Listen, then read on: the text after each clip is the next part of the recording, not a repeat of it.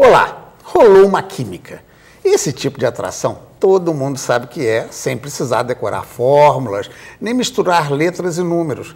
Tarefa que já complicou muita gente no ensino médio. Afinal, não paramos para pensar nisso, mas o próprio ato de pensar depende de reações químicas, pois são substâncias químicas que produzem as transmissões elétricas de um neurônio para outro. Na verdade, a química está presente em tudo, bem do nosso lado. Borracha, plástico, celulose, tudo depende de compostos e reações químicas.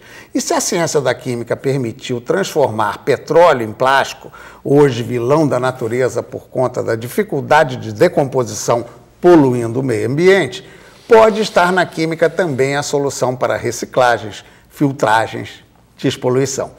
O mundo da química e dos químicos no Brasil, na proximidade de um ano internacional da química, como o de 2011, motivam o nosso debate de hoje. Numa boa, espero que role a maior química na aproximação do tema entre você e os nossos convidados. Deixa então apresentá-los a vocês. Álvaro Crispino começou com química logo no ensino profissionalizante, é doutor em educação pela UFRJ e dá aulas de química no ensino médio no Cefet, o Centro Federal de Educação Tecnológica Celso Succoff da Fonseca. Publicou livros sobre o ensino de química e também conhece as dificuldades do ensino de ciências no ciclo básico, como subsecretário municipal de educação da cidade do Rio de Janeiro e também teve essa mesma função lá em Brasília. Ângelo da Cunha Pinto, graduado em farmácia, com mestrado e doutorado em química, é professor titular do Departamento de Química Orgânica da Universidade Federal do Rio de Janeiro, a UFRJ, se dedicando a pesquisas de plantas medicinais.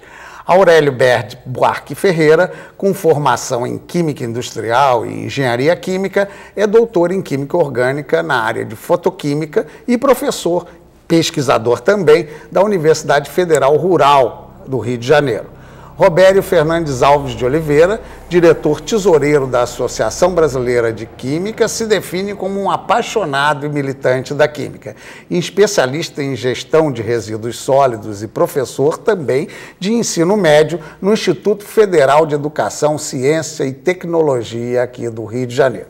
Bem, para começar, a gente tem que definir, já que eu falei que química é tudo, afinal de contas, o que é química? Eu vou pedir o Álvaro para começar. Química orgânica, inorgânica. Vamos ao início do dever de casa, para a gente entender o que é química na nossa vida. Essa é uma definição que não é simples. A gente pode começar com uma visão bem objetiva, dizendo que química é a ciência que trata da estrutura e da transformação da matéria. E fazendo a coisa simples assim, a gente tem que desdobrar para todas as áreas. A química do carbono, que a gente chama de química orgânica, a química dos fenômenos de transformação, onde as energias estão vinculadas, a gente fala da fisicoquímica, e aí a gente depois abre, acho que ao longo da nossa conversa hoje, nós vamos discutir muitas dessas áreas da química do açúcar, da fotoquímica, como já foi colocado, e outros tipos de aplicações ou campos ou áreas em que a química atua. Mas ela é a ciência que trata efetivamente da estrutura e da transformação da matéria, que se desdobra em todas essas coisas. Isso, nós vamos pegar passo a passo. Primeira noção, o Ângelo não pode escapar. Química é aquele remédio que a gente toma. Em princípio, essa, digamos, é a parte bastante conhecida, né? A química é uma ciência invasiva. Ela penetra por todas as áreas, principalmente pela química medicinal, que é aquela que nós nos beneficiamos no nosso dia a dia. Então, tudo que é fármaco usado na terapêutica médica tem uma base química. Então, sem a química, nós não teríamos esses fármacos. E esses fármacos, nos dias de hoje, são produzidos em laboratórios, onde trabalham químicos todos os dias. Então, além do trabalho do químico no laboratório, no desenvolvimento e no planejamento do fármaco, ele também depois se dedica ao estudo, tá, da ação desse próprio fármaco. E aí a química interpenetra com a bioquímica. E isso, então, dito, mostra que sem química não há vida. E se a vida hoje A vida média do brasileiro, por exemplo, 75 anos, cresceu, depende muito, cresceu em função também da química. E nós já podemos antecipar que essa geração que está chegando agora vai durar 100, 110 anos graças aos novos fármacos. E também os tratamentos médicos como um todo, mas você acha que o fármaco tem um peso mais forte? O fármaco tem um peso muito forte. Então, é claro que... E esse peso vai ser cada vez mais forte, principalmente nessas doenças da velhice.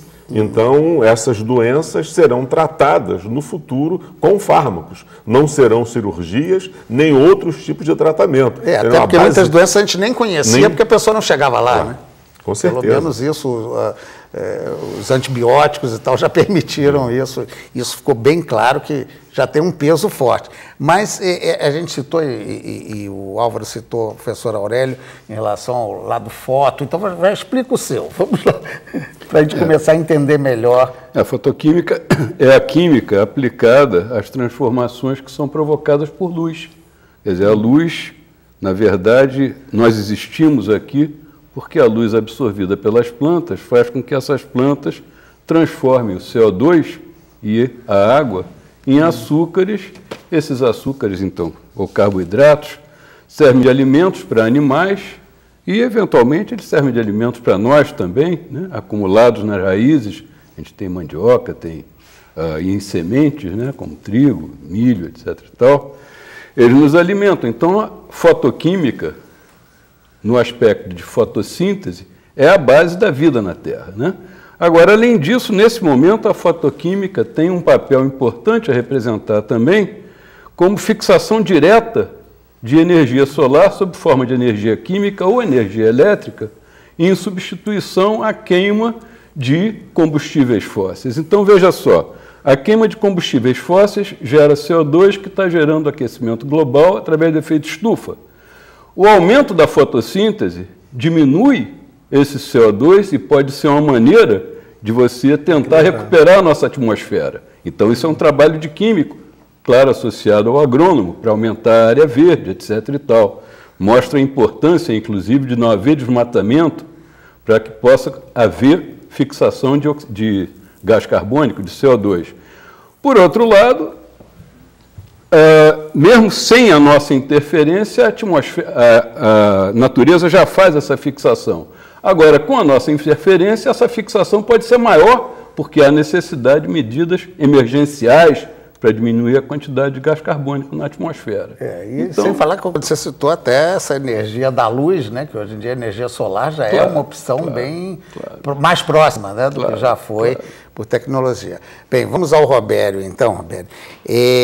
Você se disse logo de cara apaixonado. Agora, a marca que tem, por que a química afugenta tanto os alunos, hein? Vocês lidam, né? Você lida com aluno de ensino médio. Se ela é tão apaixonante assim, ela é parte de tudo, né? Não existe, não pensa sem química, todos somos química, como disse ali o Existem professor vários Aurélio. aspectos, André. Um deles é a forma como a química é ensinada, né, nos cursos tradicionais de ensino médio, né? A química, muitas vezes, ela é reduzida a uma equação matemática, né? Tira-se a beleza do fenômeno químico, do entendimento do fenômeno, e se transforma num problema que o resultado é um número e que o jovem vai ver aquele número, mas não vai saber exatamente o que ocorreu. Um outro aspecto é a própria imagem que a sociedade recebe da química. Em maio agora de 2009, um grande jornal nacional brasileiro, ele publicou no seu caderno de ciência uma notícia sobre a descoberta de um novo elemento químico de número atômico 112. E no início da matéria ele colocava assim, estudantes avessos à química, né, tremei, né? Então isso passa uma imagem de uma ciência negativa, né? Produtos que fazem questão de anunciar sem química. Sem química o produto, na verdade, não existiria, né? Enfim. É verdade. Então, esse conjunto de ações, né, ele vai afastando as pessoas da área da química. E um problema que eu vejo como grave é a falta de oportunidade dos estudantes de trabalharem a química com experimentação.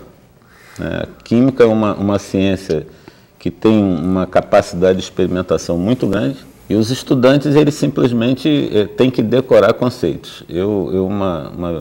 Pouco tempo atrás, num seminário sobre química, eu pensando numa frase, eu criei alguma coisa do tipo, de tanto aplicar um conceito, você acaba decorando. E de tanto decorar conceitos, você acaba enjoando, né? Então, se você não entende, aquilo se transforma num drama. Você tem que ter uma capacidade de decorar sem ter o sentimento daquele fenômeno.